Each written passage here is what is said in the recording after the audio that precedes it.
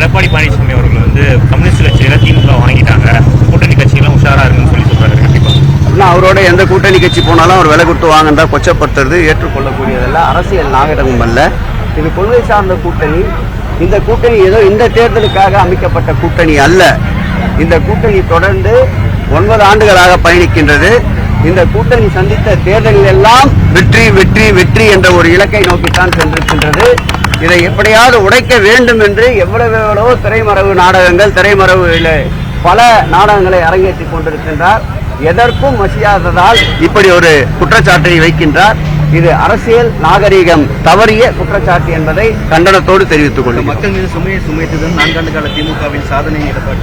மக்களுடைய சாதனைகள் தொடர்கின்ற ஆட்சி இது. சுமை என்பது என்னவென்றால், கடந்த கால எடப்பாடி ஆட்சி காலம்தான் மக்களுக்கு சுமையோடு கடந்த ஆட்சி.